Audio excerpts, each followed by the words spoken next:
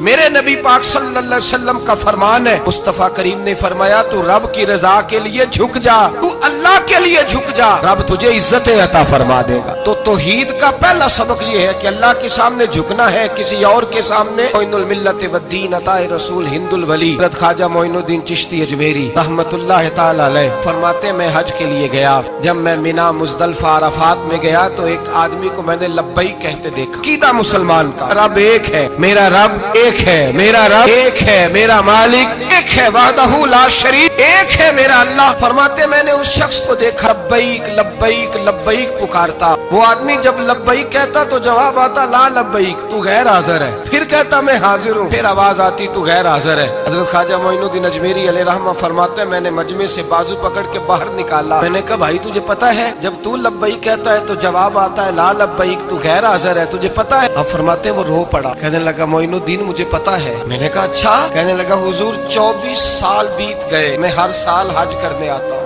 یہ میرا 24واں حج ہے، اور ہر سال آ کے کہتا ہوں لبیک لبیک، میں مصطفیٰ کریم کا وسیلہ لیے حاضر ہوں، لبیک لبیک۔ یہ بے نیاز ہے، ہر سال مجھے کہتا ہے لا لبیک، نہیں تو غیر حاضر ہے، ہر سال کہتا ہے۔ خواجہ صاحب فرماتے ہیں اس کی بات سنی تو میرے وجود کے رونگٹے کھڑے ہو گئے۔ میں نے کہا پھر تو ہر سال آ جاتا ہے، ہر سال ہی آ جاتا ہے، 24 سال ہو گئے ہر سال۔ فرماتے اس نے توحید بیان کی تو میری چیخیں نکل گئیں، میدان عرفات میں کھڑے ہو کس نے توحید کا اعلان کیا تو میرا وجود تڑپنے لگا، آہیں اور سسکیاں نکلنے لگیں۔ کہنے لگا معین الدین ایک ہی تو رب ہے، یہاں نہ ہوں تو کہاں جاؤں، تو کوئی اور رب بتا دے میں وہاں چلا جاتا ہوں، اب ہے ہی ایک، کہیں اس کے دروازے پہ رکھے تب بھی ٹھیک ہے، نہ رکھے بھی اس کی بے نیازی ہے یہی، کہاں جاؤں، اس کے دروازے پہ جھکوں، یہی میرا مالک، یہی میرا خالق، یہی میرا رازق۔ خواجہ صاحب فرماتے میں وہاں کھڑا تھا، عاطف غیب سے آواز آئی معین الدین تو پیچھے ہٹ جا، یہ میرا اور میرے بندے کا معاملہ ہے، تو اس کے بیچ نہ آ،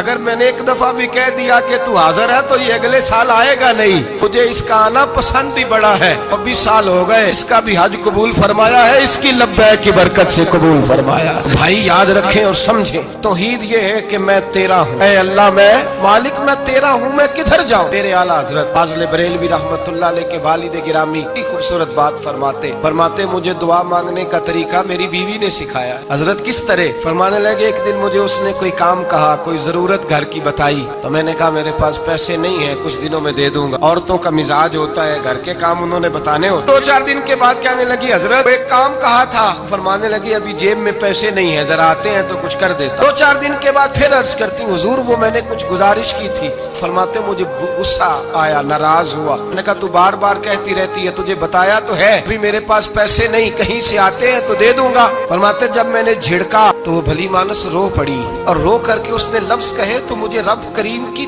توحید سکھا گئی اور مجھے اللہ سے مانگنے کا طریقہ بتلا گئی۔ وہ کہ کہنے لگی حضور آپ ہی تو میرے خامد ہیں، بتائیے آپ سے نہ کہوں تو میں کس سے جا کے کہوں؟ کون ہے میرا اور کس سے جا کے کہوں؟ کس سے جا کے میں کہوں کہ میرا یہ غم بانٹ دیا جائے؟ آپ فرماتے اس نے بات کہی تو میں رونے لگا، مجھے کہنے لگی حضور کیا ہوا آپ رو پڑے؟ تو میں نے کہا سمجھ آ گئی ہے، جب میں بھی کہوں گا نا مولا میں بڑا پریشان ہوں، میں دکھی ہوں، تکلیف میں ہوں، آزمائش میں ہوں، میں بیمار ہوں، اے اللہ اولاد کی وجہ سے پریشان ہوں، اے اللہ میں جوان بیٹی کے سبب سے پریشان ہوں، اے اللہ فلاں تکلیف سے پریشان ہوں، اے اللہ میر زبانہ میری غربت کا مذاق اڑاتا ہے، اے اللہ جائیدادوں والے مجھ بے گھر کو ستاتے ہیں، اے مولا زمانے کی تیز دھوپ آ گئی ہے، تو ہی میرا رب ہے، بتا تجھے نہ کہوں تو کس سے کہوں، تیری بارگاہ میں عرض نہ کروں تو کدھر جاؤں، تیرے حضور ناز نہ ہوں تو کہاں جاؤں؟ فرماتے ہیں جب میں یوں رو کے دعا کروں گا تو عرش کا مالک یقیناً دروازے کھول کے فرمائے گا میرا بندہ جو مانگتا ہے اسے فوراً عطا فرما دو، جو کہتا ہے اسے دے دو۔ اللہ کی بارگاہ میں جھکے گا تو اللہ کے حضور توحید کا تجھے رزلٹ یہ ملے گا کہ جگہ جگہ جھکنے سے تو بچ جائے۔ دوسرا فائدہ توحید کا یہ ہوتا ہے کہ عالمگیر سوچ پیدا ہوتی ہے۔